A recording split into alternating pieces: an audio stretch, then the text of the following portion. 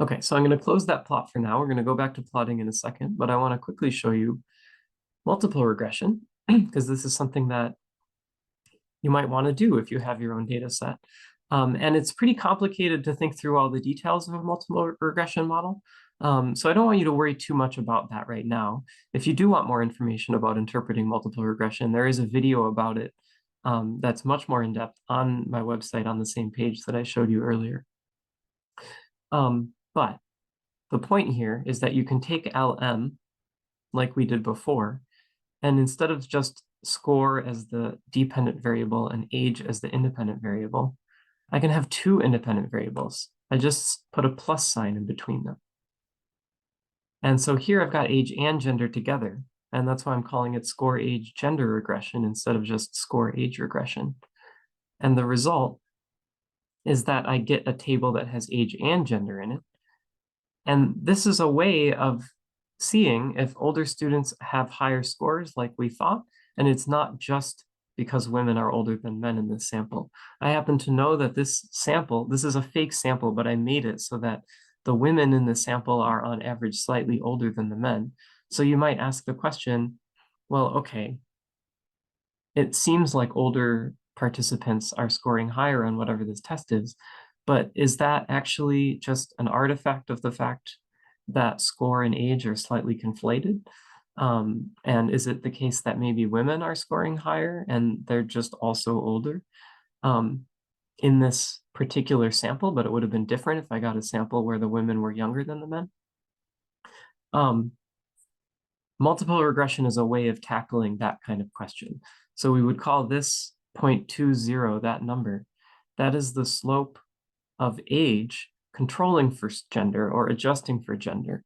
And it's still statistically significant and it's still positive, which leads us to conclude that older students have higher scores, and it's not just because the women are by accident older than the men in this sample.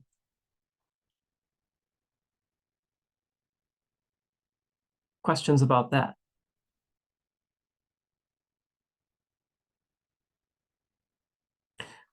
I have to take a quick detour before showing you the prettier plots because I want you to have a basic understanding of these kinds of logical tests, or as they're called in technical terms, relational operators in R. But I promise they're not that complicated. So what do you think will happen if I do 3 less than 4? Does anyone have a guess of what R will tell me if I run this line of code, 3 less than 4? Got it exactly. It will say true because less than is a relational operator that tests whether the relation that it implies is true or false. So something like less than will always give me an answer like true or false. And because 3 actually is less than 4, the answer it gives me is true. If I ask if 4 is less than 3, the answer it will give is false. If you want to test if things are equal, you use the double equal sign. Remember, the single equal sign is used for creating new things, like if I wanted to make a variable called x and set it to 4. But if I want to see if two things that already exist are equal to each other, I use double equals. So 3 double equals 4 gives me false. 4 double equals 4 gives me true. I can also use less than or equal by putting the less than sign and the equal sign next to each other.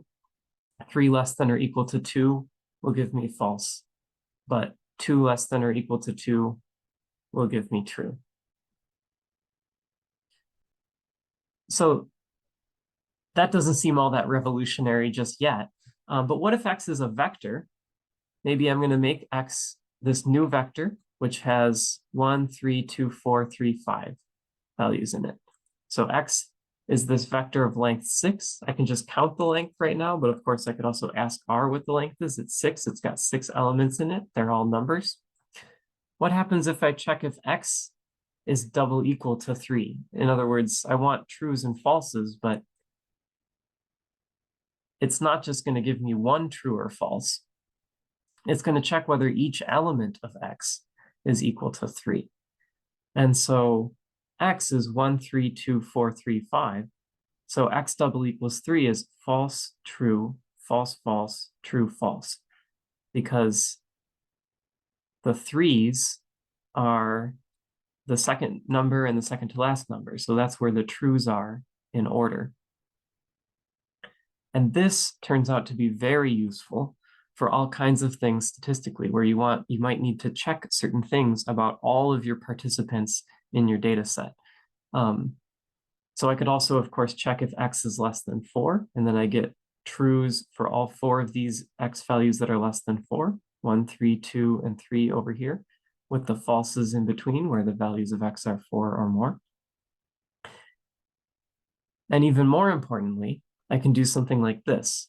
Remember, square brackets are what allow us to retrieve a particular value of x. So x is 6 numbers, but if I want the third one, that number is 2.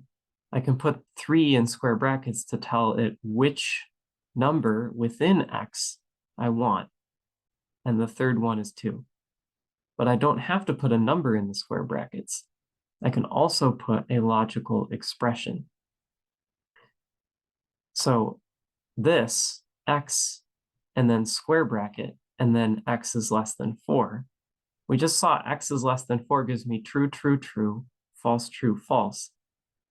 X square bracket x is less than 4 will give me some of the values of x, but not all of them. Which ones does it give me? It gives me all the ones that are less than 4. So here is all of x, 1, 3, 2, 4, 3, 5, but x such that x is less than 4 gives me 1, 3, 2, 3. So we skipped the 4 and we skipped the 5. Using square brackets to subset things based on logical operations is very useful, and it comes up a lot. And I need it to show you one of the types of plots I want to show you. So that's why I introduced it here. Any questions about what the square brackets are doing?